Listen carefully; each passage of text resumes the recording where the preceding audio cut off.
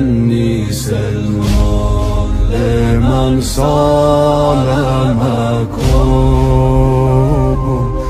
إني حرب لمن حاربكم। कितनी रिवायात मासूमीन में ये बात बयान हुई है कि जिसका मफहूम ये है कि हमारे शिया वो हैं कि जो हमारे गमों में गम मनाते हैं और हमारी खुशी में खुशी का इजहार करते हैं। आज का दिन खुशी के एतबार से बहुत सारी मुनासबतों को जमा किए हुए है और जहाँ ये खुशी का दिन है वहाँ कुछ जगहों से इस दिन को मनाने के ख़िलाफ़ कुछ बातें और कुछ दलाइल नकल किए जाते हैं। तो आज हमने ये सोचा कि इस दिन की फ़जीलतें भी बयान हो जाएं और कुछ इसके ऊपर एतराज़ात के जवाबात के एतबार से भी बात हो जाए। ईद ज़हरा सलामुल्लाह अलैहा, दुरूद भेजिए मोहम्मद अलैहि।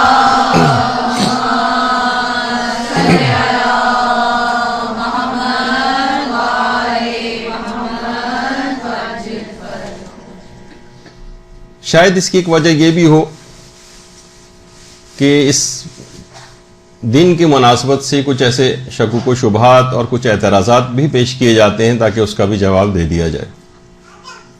बहुत सारी खसूसियात हैं इस दिन के हवाले से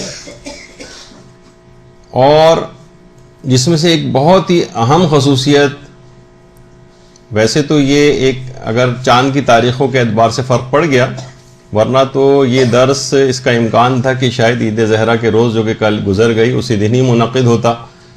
तो 9 रबीउल अव्वल का जो दिन है वो आजकल के मशहूर मराजे में से एक आयतुल्लाहुल उज़्मा आग़ा सैयद अली सिस्तानी का जो सन पैदाइश भी है और तारीख़ पैदाइश है 9 रबीउल अव्वल उनकी।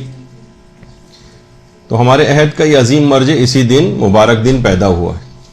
ये इतना अजीम दिन है कि बाकायदा अमीरुल मोमिनीन अलैहिस्सलातु वस्सलाम ने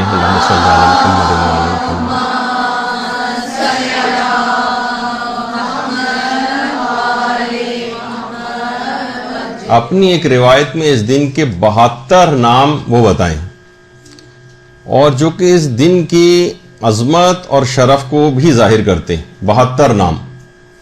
इस दिन को यौम गदीर सानी भी कहा जाता है। गदीर सानी यानी दूसरी गदीर, यानी जो एक इंतहाई खुशखबरी वाला दिन हम सब लोगों के लिए ईद का दिन है। 18 ज़िलहिज जिसे ईद गदीर कहा जाता है वो ईद गदीर अव्वल है और ईद गदीर को यौम तवल्ला भी कहा जाता है। यौम तवल्ला। और जो 9 रबीउल अव्वल का दिन है इसमें अपने आप को फितना व फसाद से बचाते हुए खुशी मनाना और दुश्मनाने अहले बैत उनसे बेजारी इख्तियार करने का दिन यानी 9 रबीउल अव्वल का दिन, इसको यौम तबर्रा भी कहा जाता है। यानी 18 ज़िलहिज यौम गदीर अव्वल और 9 रबीउल अव्वल का जो दिन है वो यौम गदीर सानी। इस्लाम के कहा जाता है कि 2 बालों पर है, एक है तवल्ला और एक है तबर्रा। और यही अपने उस दर से खारिज में बयान में फरमाई है और ये कहा है कि देखिए जो हुब और बुग़्ज़ है यानी किसी से मोहब्बत करना, किसी से बुग़्ज़ या दुश्मनी रखना, ये फ़कत किसी एतक़ाद का नाम नहीं है इस्लाम के एतबार से।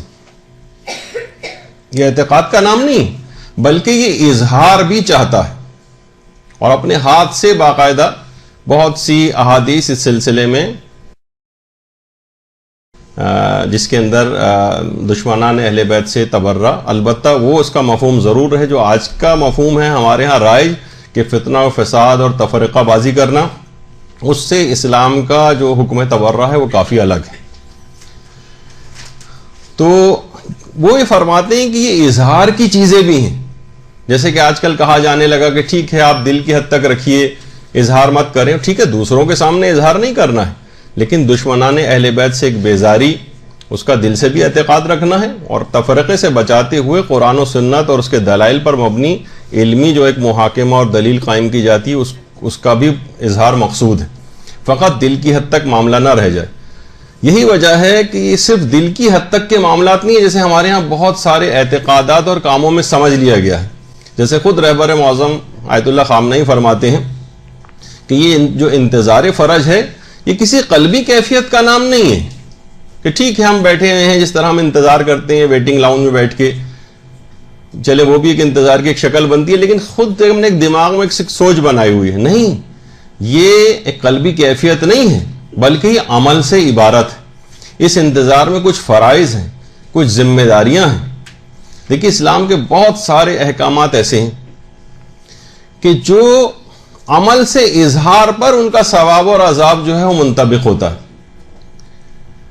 जब तक अमल से इजहार ना हो, जब तक औज़ा और जवारे से उसका इजहार ना हो, फ़कत दिली एतकाद की हद तक। मसलन मसाइल फ़िक़्ह में एक बात बयान की जाती है, जैसे कि हसद करना। हसद एक यकीनन एक अखलाकी बुराई है और दिल के अंदर भी आ जाए तो अखलाकी बुराई की हद तक तो रहती है, लेकिन ये उस वक्त तक हराम तक नहीं पहुंचती जब तक कि हसद आज़ा और जवारे से जाहिर ना होने लगे।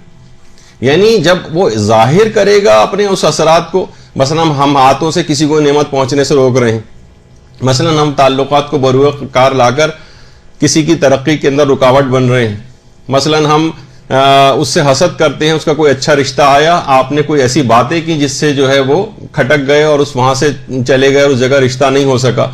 यानी आप बहुत से काम इशारों कनाए में भी इंसान करता है, लेकिन जहां पे भी अपने आज़ा और जवारे को इस्तेमाल करेगा वहीं से हसद के आसार मुंतबिक होने शुरू हो जाएंगे और हुर्मत का हुक्म लागू हो जाएगा। फ़कत दिल की हद तक रहे मामला तो अखलाकी खराबी तो है, उससे अपने आप को बचाना है, लेकिन बहरहाल ये कि हराम की हद तक नहीं पहुंचता। तो इसी तरह से जैसे कि अहादीस के अंदर भी आया कि दीन हुब और बुग़्ज़ के अलावा कुछ नहीं, यानी इन दोनों चीजों के अंदर पूरा दीन आ जाता है। और इसके ये मायने भी हैं कि कम से कम इतनी हुब और बुग़्ज़ का इतना इजहार, यानी इस कदर ये होना चाहिए कि कम से कम उसका इजहार किया जा सके। और यही अपने उस दर्स के अंदर भी आगा ने यही वाली बात जो है वो बयान की है कि एक होता है, देखिए, दिल में खुदा और रसूल का इकरार करना, उसको तशहुद कहा जाता है, उनकी वहदानियत की गवाही दिल में दे, लेकिन उसका ज़बान से इजहार ये शहादत कहलाता है।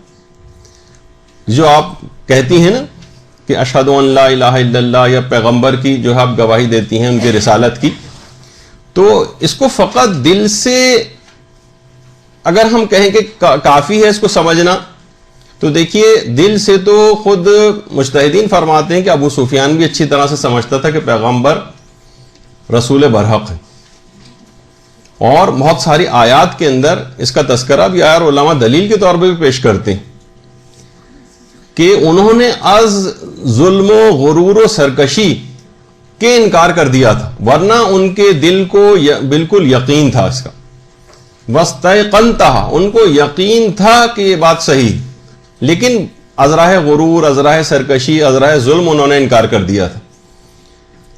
तो जैसे कुरान में आया नहीं कि रसूल तुमको इस तरह से पहचानते हैं जैसे अपने बेटों को पहचानते हैं, यानी दिल से पता है लेकिन ये जुबान से कभी भी मसलन इकरार नहीं करेंगे इस बात का।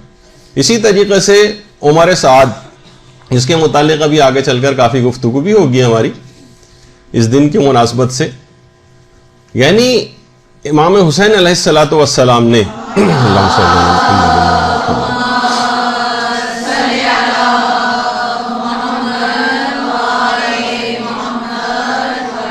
यानी बाकायदा 1 to 1 उमर साद से गुफ्तगू की और तमाम इसके उज़ुर के जितने भी उज़ुर पेश किए उसने कि मैं आपका साथ क्यों नहीं दे रहा हूं। कभी कह रहा था कि मेरी जो है वो दौलत छीन ली जाएगी, कभी वो कहने लगा कि मसलन मेरे बाल बच्चों को मार दिया जाएगा, लेकिन किसी जगह ये नहीं कहा क्योंकि आप हक पर नहीं हैं इस वजह से मैं आपका साथ नहीं दे सकता। दिल से मानता था कि ये हक पर है, लेकिन अजराह जुल्म और सरकशी वो इकरार नहीं कर रहा था इस बात का। तो लिहाजा फकत कल्बी यकीन काफी नहीं है, वो तो अक्सर काफिरों को भी है ज़ुबान से इकरार करना भी ज़रूरी है। इसी तरीके से हर किस्म के हुब और बुग़्ज़ का एक इजहार भी इस्लाम चाहता है, अलबत्ता उस तरह का इजहार बार बार ही कहना पड़ रहा है कि वैसा इजहार ना हो कि जिससे तफरक़ाबाजी या हराम चीज़ों का फ़रोग़ हो, वो इस्लाम ने फिर उसको मना कर दिया। सिवाय इसके कि जब तक़य्युद का ज़माना आ जाए तो वहाँ पर अपने बहुत सारे इजहार के ऊपर इंसान को पाबंदी लगाना पड़ती है कि हुक्म शरीयत उस मामले में कुछ और हो गया।